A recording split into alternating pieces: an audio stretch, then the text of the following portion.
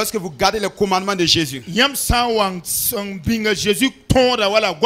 demeurez dans son amour.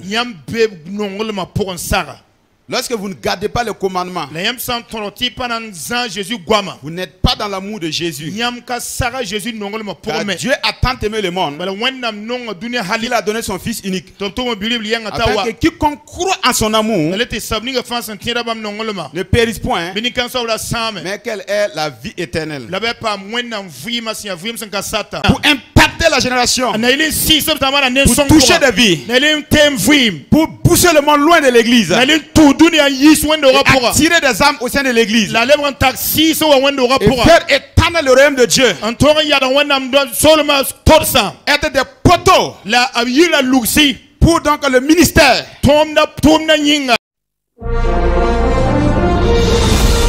Alléluia.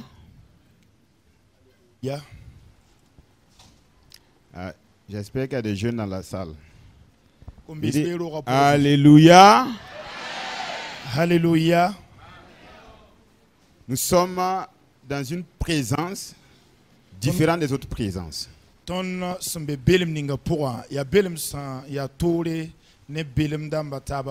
Plus que devant un chef d'État, nous sommes devant une personne qui est au-delà, qui est plus qu'un chef d'État.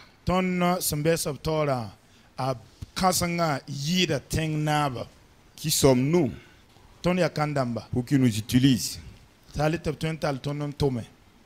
Mais nous sommes des participants à son œuvre.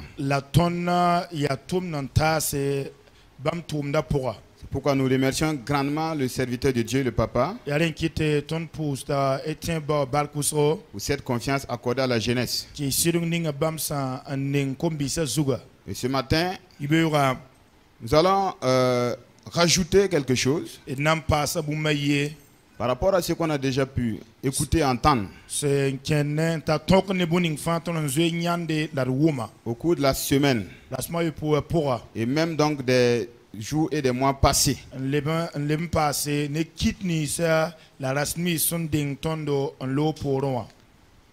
Et nous sommes dans la semaine de la Jade. Nous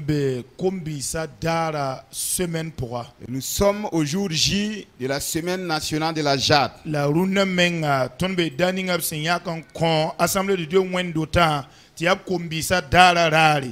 Et le thème de cette année s'intitule la problématique des relations et mariages mixtes dans le milieu chrétien.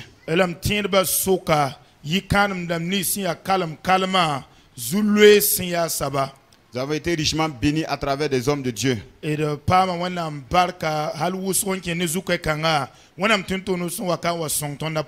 Mais ce message est interpellateur. Pour que nous n'oublions pas ce que nous avons reçu, parce que c'est plus que de l'or. Et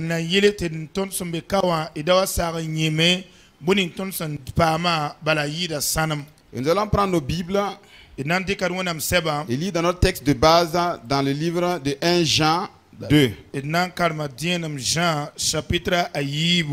Le verset 13 au verset 17. Et je vous propose ce thème qui dit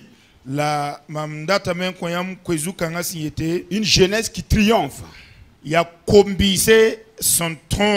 Alléluia. Alléluia. Une jeunesse qui triomphe. C'est ce que l'Église veut. C'est ce que la nation entière recherche.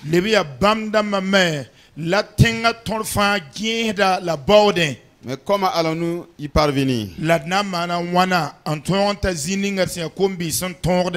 Alors le patriarche Jean, dans 1 Jean 2, 13 à 17 dit, 1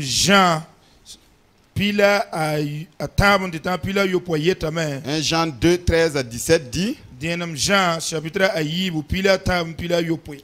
je vous écris, Père, parce que vous avez connu celui qui est dès le commencement. Je vous écris, jeune Jean, parce que vous avez vaincu le malin. Je vous ai écrit, petits enfants, parce que vous avez connu le Père. Et il va reprendre encore. Je vous ai écrit, Père, parce que vous avez connu celui qui est dès le commencement. Je vous écris, jeunes gens,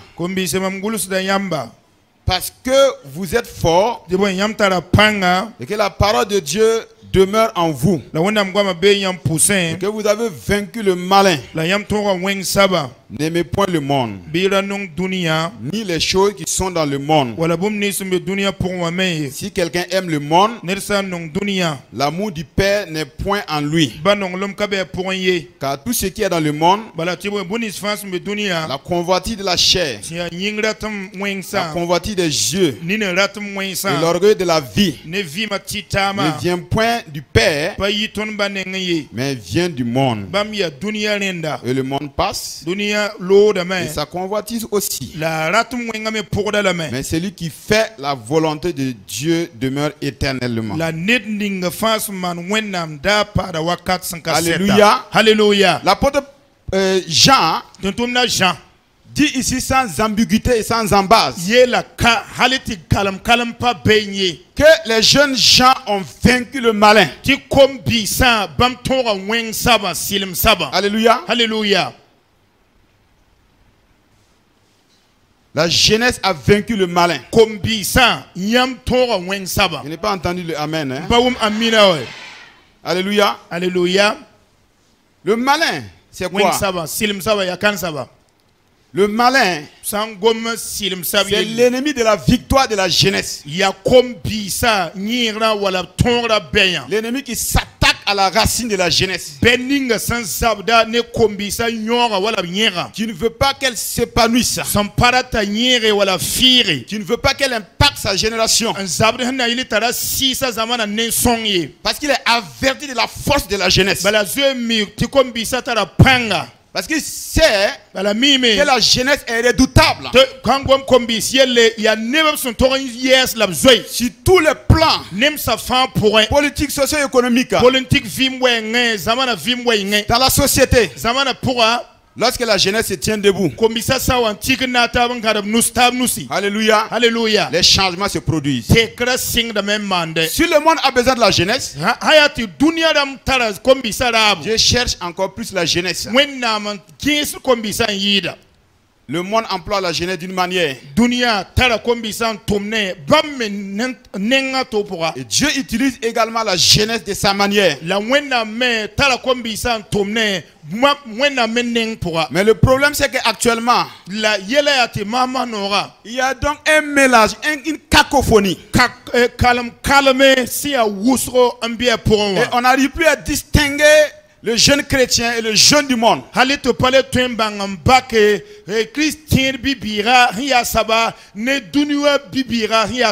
Et le monde gagne du terrain au sein de l'église.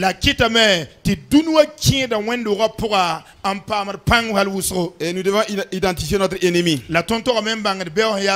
L'ennemi de la victoire du chrétien. La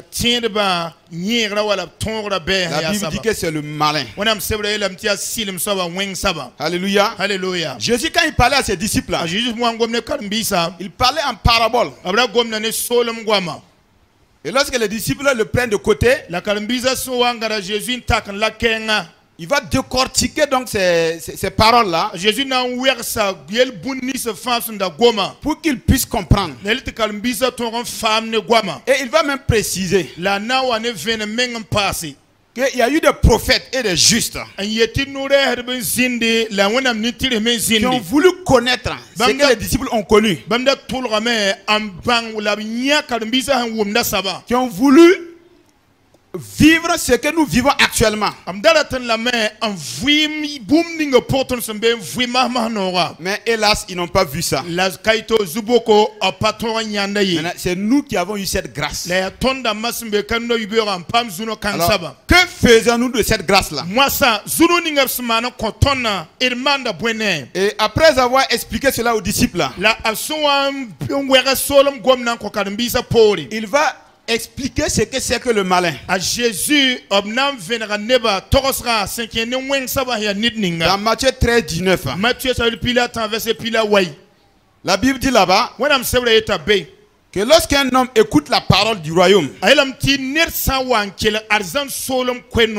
et ne la comprend pas, que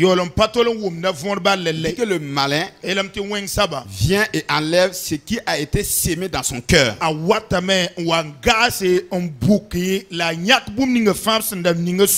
Et il dit que cet homme est celui qui a reçu la semence le long du chemin.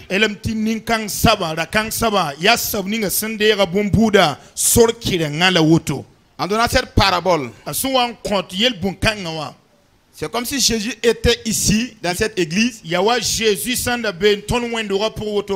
dire que ce que nous, jeunesse, avons reçu au sein de cette église, il y a des gens, à quelque part, qui voudraient bénéficier de cela,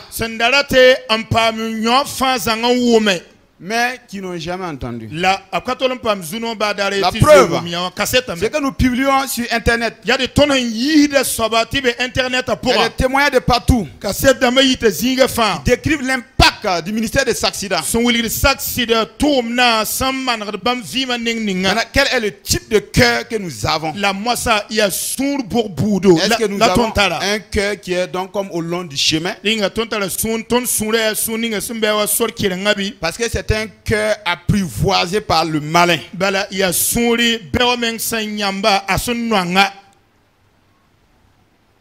Et quand il vient, il dérobe.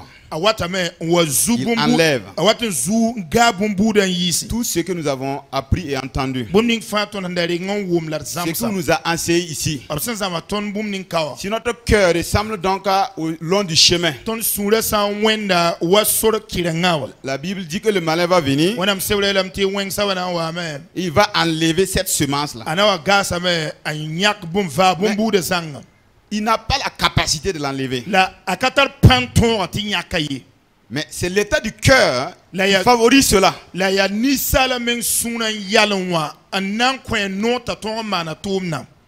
C'est quand ton cœur est dans cet état que la Bible dit que le malin vient enlever ce qui a été sémé dans ton cœur.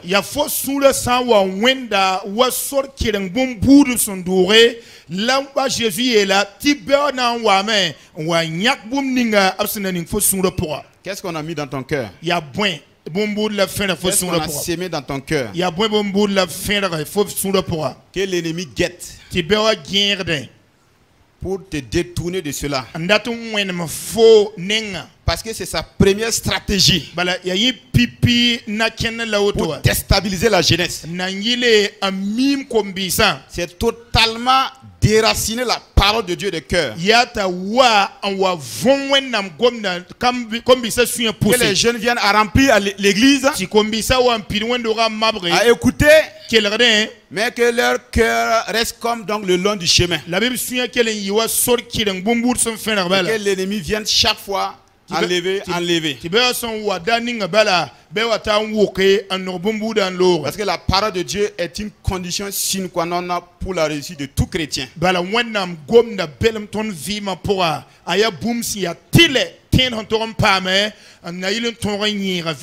Et Jésus a précisé, quand il ne comprend pas la parole, comment se fait-il qu'un chrétien peut venir s'asseoir dans l'église et ne comprenne pas la parole de Dieu? Parce que ça va témoigner, cela va témoigner de l'état de vie qu'il mène.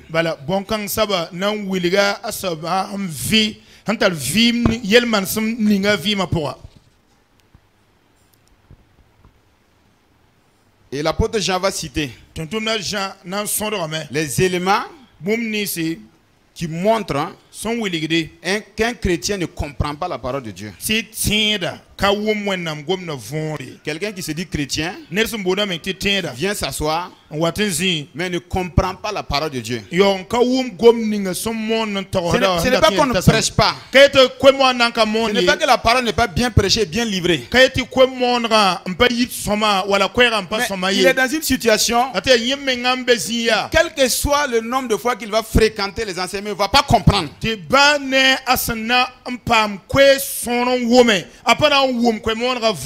Et l'apôtre Jean va dire, c'est celui qui a l'amour du monde et des choses de ce monde, à savoir la convoitise de la chair, la convoitise des yeux, et l'orgueil de la vie. C'est ce qu'il a tenté de faire avec les premiers hommes, Adam et Ève.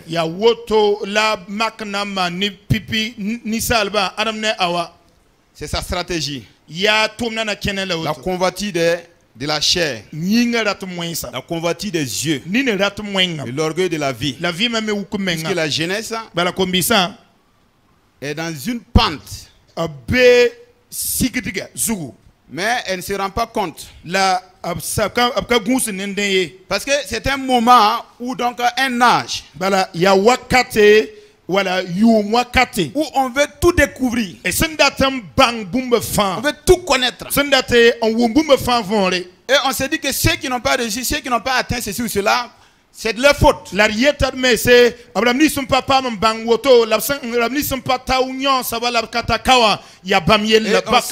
On s'aventure souvent sur des chemins glissants.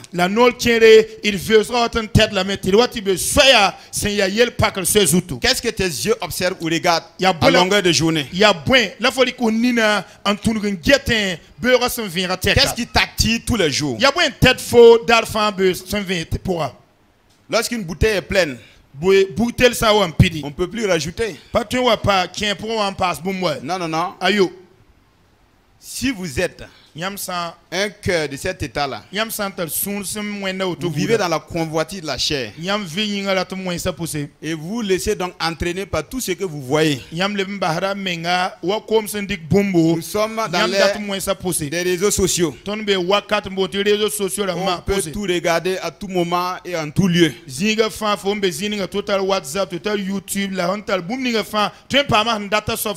Lorsque tu es saturé par des mauvais messages, tu peux venir t'asseoir mais tu ne vas rien recevoir. Parce que la Bible dit que Ève, premièrement, qu'est-ce qu'elle a fait? Elle a vu que l'arbre était bon à manger. Voilà. Convoitise de la chair et agréable à la vue et précieux pour ouvrir l'intelligence. Agréable à la vue, la convoitise des yeux.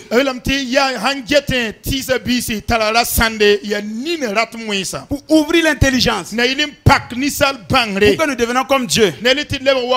Ça c'est l'orgueil de la jeunesse. Si nous sommes entraînés dans cela, c'est difficile pour nous de recevoir la parole de Dieu sur une bonne terre. Parce que nous sommes sous l'emprise de la ruse de l'ennemi. Et il t'appartient à faire le choix d'être la bonne destination de la parole de Dieu. Parce que l'homme de Dieu va mettre en opposition l'amour du monde et l'amour du Père.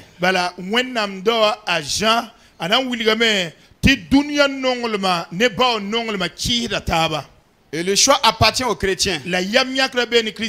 Soit de choisir l'amour de Dieu ou de choisir l'amour de ce monde. Et lorsque tu es donc du bord de l'amour de ce monde, tu ne peux pas expérimenter l'amour de Dieu. Tu penses qu'on te charge de beaucoup de choses. Tu penses qu'on te donne beaucoup d'interdits. Tu n'arrives pas à lire l'amour de Dieu en t'interpellant. C'est comme un père qui refuse à son enfant de toucher au feu.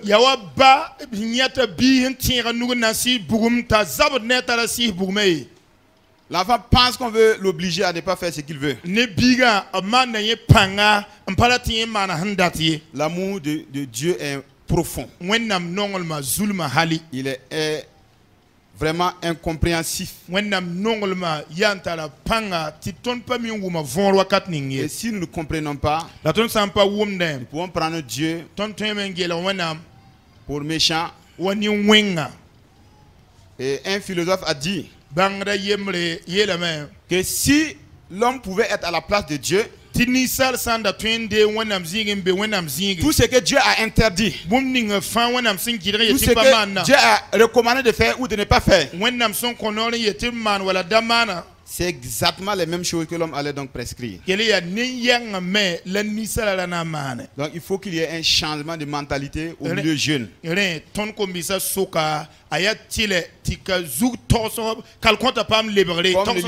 il dit dans Romains 12:2. Nous devons nous laisser transformer par le renouvellement de l'intelligence.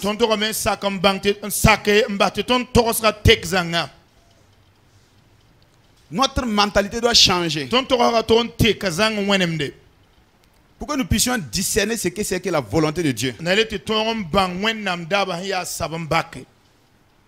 Parce que lorsque nous ne connaissons pas la volonté de Dieu, même dans le choix des conjoints et des conjointes, nous allons le faire selon l'image de ce monde. Nous allons vivre selon ce monde, selon les standards de ce monde. Alléluia. Alléluia. Parce que notre intelligence n'est pas renouvelée. Alors que nous avons beaucoup reçu. Nous devons faire le choix et le bon choix. Parce que dire que je me suis converti à Christ, ce n'est pas juste un vain mot, ce n'est pas un langage. C'est un vécu. Il y a des preuves qui sous-tendent cela. C'est pourquoi nous pouvons voir la vie de mondanité dans l'église.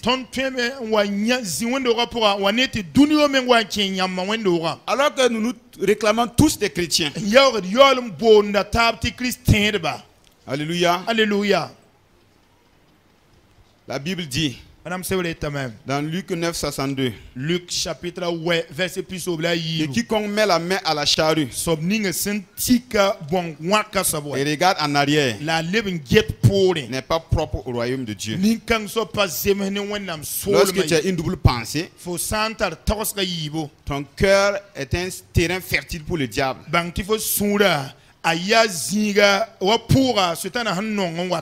Tu n'es pas décidé, tu es indécis. L'autre pied au dehors, l'autre pied dedans. Donc, du coup, quand même un païen vient, tu sautes dans ses bras. Et après on se demande si c'est la même qui chantait à la chorale. Nous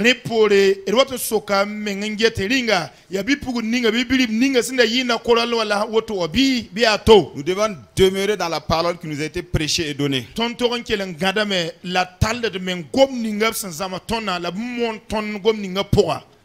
C'est ça qui va nous sauver. Nous sommes dans un monde mauvais, plein de calamités. Et les choses vont changer de mal en pire. Et tant que nous ne nous enracinons pas dans la parole, ça va être difficile. Parce que l'apôtre Jean dit, nous avons vaincu le malin parce que nous avons la parole de Dieu en nous. Sans la parole de Dieu, on ne peut pas bondir la poitrine pour dire que j'ai vaincu le malin. Ce n'est pas un slogan. C'est un vécu. C'est une expérience avec Dieu. Je m'en vais conclure avec deux passages. Dans Jean 15, 10. La Bible dit là-bas: si vous gardez mes commandements, vous demeurerez dans mon amour. De même que j'ai gardé les commandements de mon Père et que je demeure dans son amour. Alléluia. Alléluia. Lorsque vous gardez les commandements de Jésus, vous demeurez dans son amour. Lorsque vous ne gardez pas les commandements, vous n'êtes pas dans l'amour de Jésus. Car Dieu a tant aimé le monde qu'il a donné son Fils unique, afin que quiconque croit en son amour ne périsse point, mais qu'elle ait la vie éternelle. L'amour de Dieu s'est manifesté à travers ce commandement. Ce que nous a enseigné, ce n'est pas dur à supporter.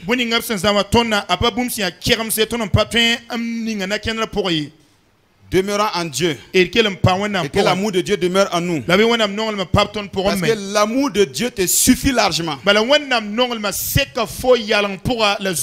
Alléluia. Alléluia. L'amour de Dieu va au-delà de l'amour des hommes. L'amour de Dieu dépasse l'amour de tes parents. L'amour de Dieu dépasse l'homme qui est en train de flirter avec toi. Et lui t'interpelle en te dit: demeure en moi. Et tu verras ma fidélité expressive. 2 Timothée 3,14. L'apôtre Paul va parler à son fils Timothée en lui disant: toi, demeure dans les choses que tu as apprises et reconnu certaines. Sachant de qui tu les as apprises dès ton enfance. Tu connais les saintes écritures qui peuvent te rendre sage à salut par la foi en Jésus-Christ. Alléluia. Alléluia. C'est ça l'amour de Dieu. Ce que Dieu a montré, ce que Dieu a révélé. Lorsque tu n'arrives pas à capter cela, tu ne peux rien par ta propre force. Tu ne pourras demeurer en Dieu. Et tu n'auras pas de succès dans la vie chrétienne ni dans tes entreprises. Alors que la Bible garantit en disant: jeunes gens, vous êtes forts. Alléluia. Alléluia. Lorsque vous demeurez dans les choses que vous avez apprises, vous serez forts et vous avez vaincu le malin.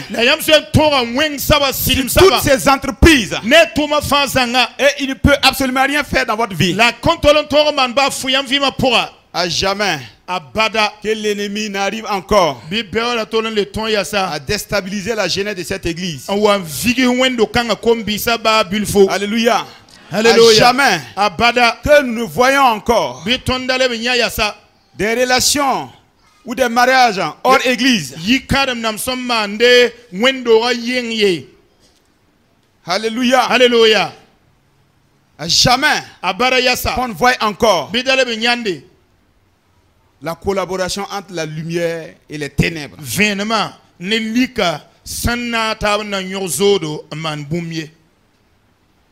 Parce que la jeunesse, c'est une fer de lance pour l'église. Et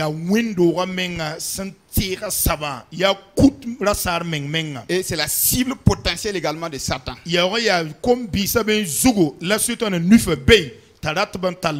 Et connaissant leur point fort, qui est la parole de Dieu, l'enracinement dans la parole de Dieu.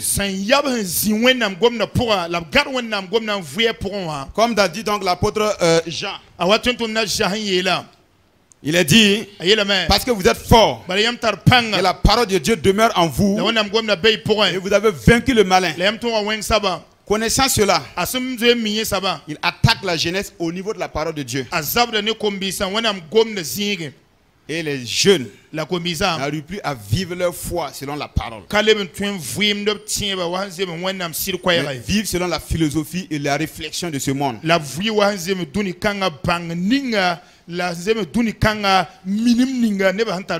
Et chaque fois est en proie donc des fléaux de ce monde.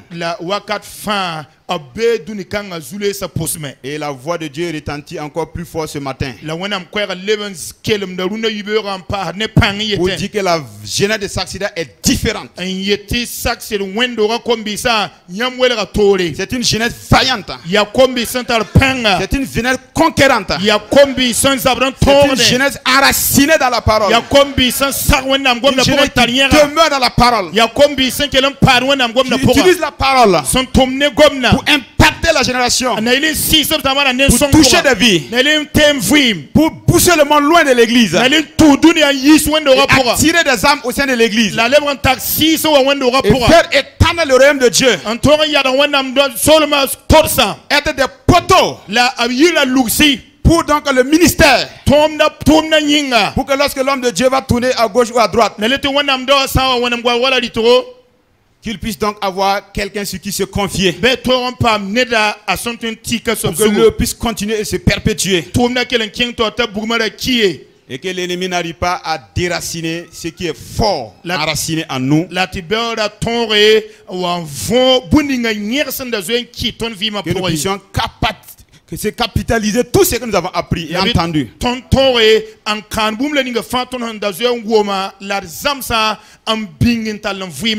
le Saint-Esprit vous y aide, et que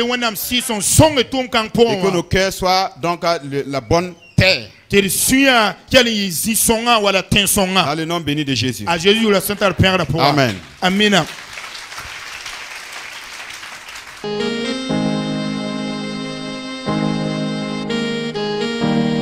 En toi, Seigneur, je veux toujours m'habiter. Chaque instant de chaque jour qui passe, en toi seul je veux me confier. Tu es mon Seigneur, tu es mon Sauveur, tu es mon Rédempteur. Alléluia. Merci, Seigneur.